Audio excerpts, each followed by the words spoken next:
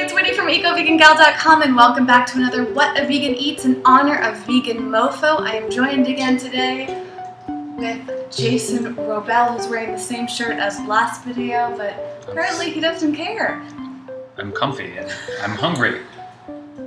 I'm humpy. That's hungry and comfy.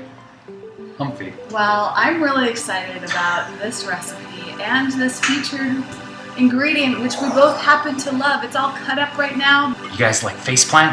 How about eggplant? I heard a lot of you don't like it, and I completely understand. Because if eggplant isn't cooked right, it is a little kind of gross. Spongy and kind of rubbery. Rubbery and spongy, I think, would you guys agree? Rubbery and spongy? Yeah, it's really gross that way. I totally agree. And I really like my eggplant nice and soft and really flavorful. I just love the taste of really well-cooked eggplant, but I found out there are some great health benefits for it. It has lots of iron and calcium in it, and it improves blood circulation and nourishes the brain. It can actually help control and manage diabetes. It can also control high blood pressure and relieve stress. And lastly, it helps prevent blood clots thanks to vitamin K. Ooh, the elusive vitamin K. Yes. That's really important for vegans. Yes, that's great. And it's rare in most produce, isn't it? It is. There are very few plant sources, high plant sources of vitamin K. Well, before we jump into the eggplant recipe, let's talk about our favorite herb that you use in a unique way. I love basil, and I don't know if I do anything especially unique with it.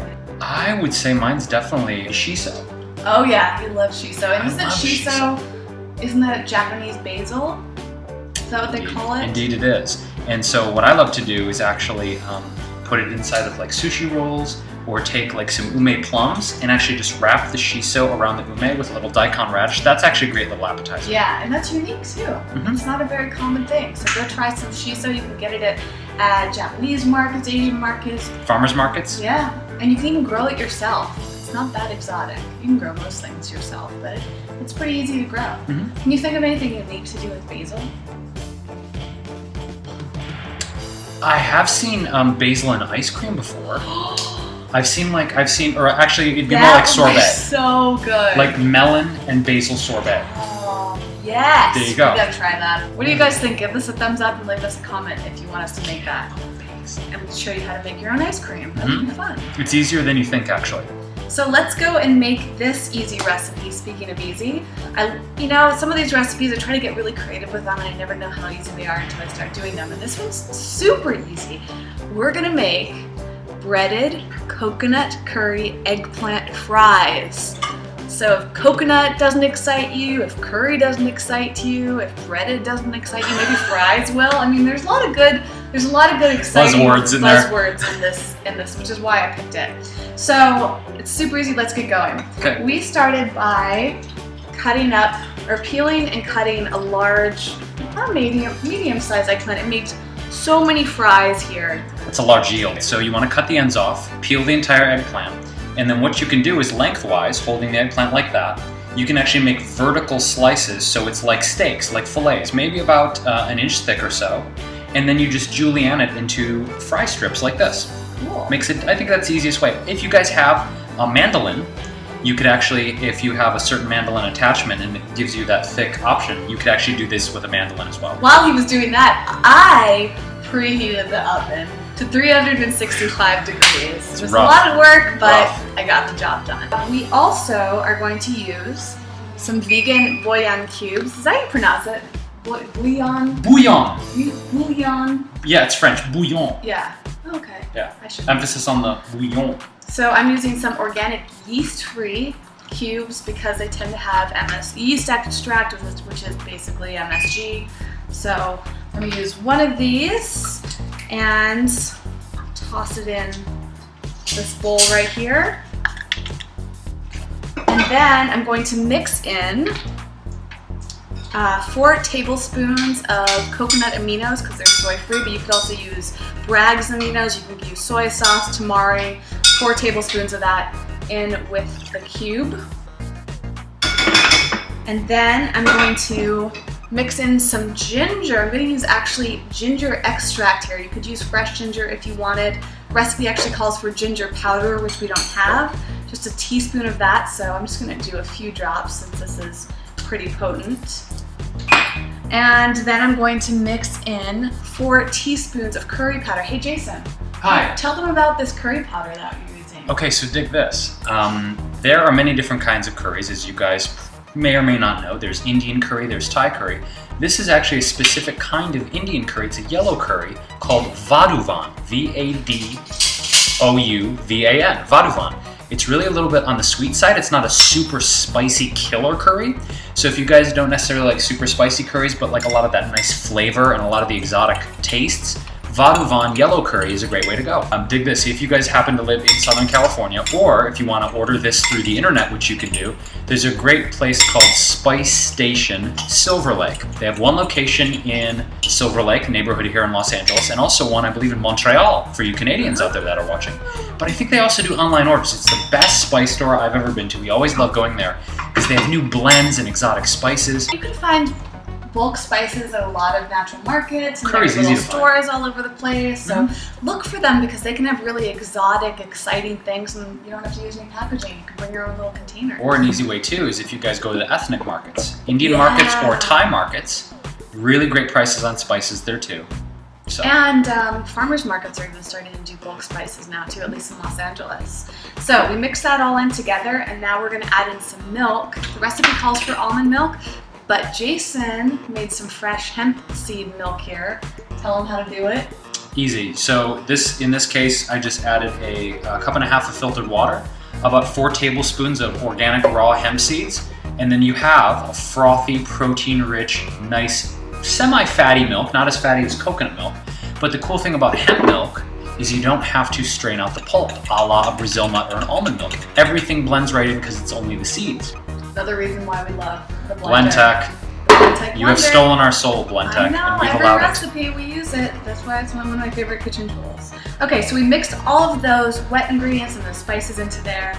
Now we're going to set that aside, and we mixed in 2 cups of all-purpose gluten-free flour with 1 cup of shredded coconut. And I put it in this nice pan right here.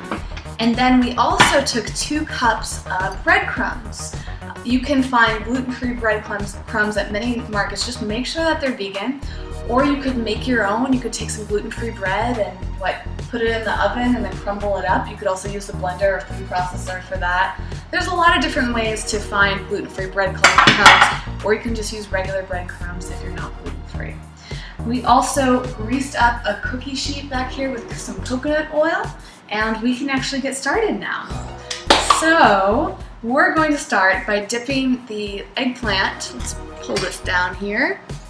We're going to dip the eggplant into the liquid mixture and then into the flour mixture, then back into this mixture again, and then we're going to roll it into the breadcrumbs. So let me get this straight. Into the wet, then to the flour, back to the wet, then to the crumbs. Ooh, man, these are gonna rock. I know these are gonna be so good.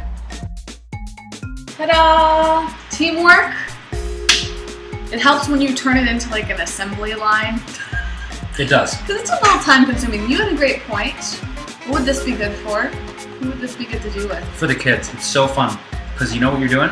You're dunking, you're dipping, you're dunking, you're dipping, you're breadcrumbing it, you're putting it in. It's just really fun. It's very interactive. Yeah. So this is super kid friendly. They're gonna learn how to make their own French fries. Well, French fries, eggplant fries. You get the picture. It's really fun. And this could be a great way to introduce eggplant into a kid's diet and talk to them about nutrition and what it does for the body and flavor, various ingredients that you're using. So I love that idea.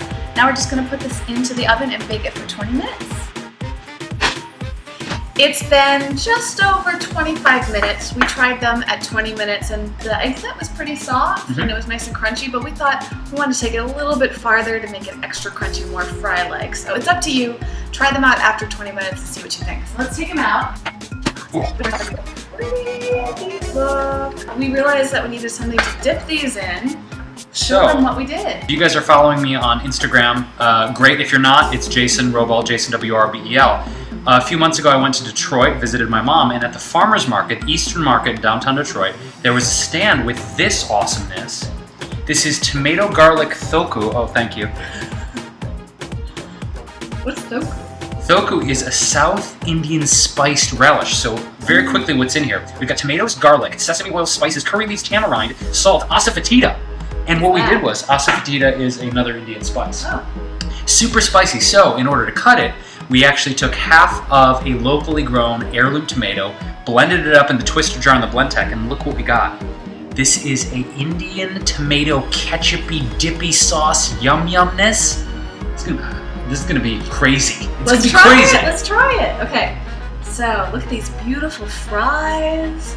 Ready? Okay. You try it. What? Oh my god. That's freaking awesome. Oh gosh.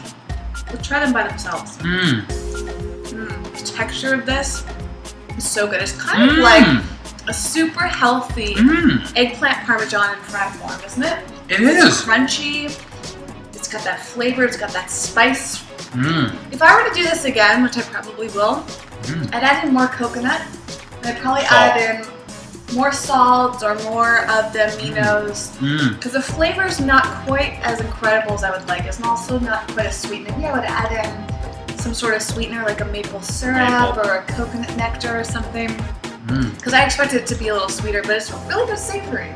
Again, as usual, play around. Make something once, try it again. And you could do this with all sorts of things. You could do this with zucchini. What else is real? Carrots. Squash. Yeah, I mean, again, always use the recipes as a guideline. We're actually going to turn this into a meal. We're going to chop up into bite-sized pieces all these fries, mix them with that rice we made earlier and the sauce, make a little breaded eggplant bowl. I'm really excited about that. So we're going to wrap things up. What do you guys think? Would you give this a try even if you don't like eggplant? What are your favorite eggplant recipes? Have you made your own fries or breaded stuff before in the oven? Whatever you want to tell us that you're inspired by this recipe. Give it a thumbs up if you like it, and be sure to subscribe to this channel, to Jason's channel, to the main Eco Vegan Gal channel. We always have lots of content, and I guess that's it. Follow us on social media too. We love chatting with you there. You can visit ecovegangal.com, jasonwrobel.com, and we'll see you soon in the next video. We'll see you tomorrow, I guess. We gotta come up with some. Well, I've got a couple other recipes. You have a lot of things up your sleeve. Yeah, I do. I know. That's why he came back for more today. Bye, guys. See ya.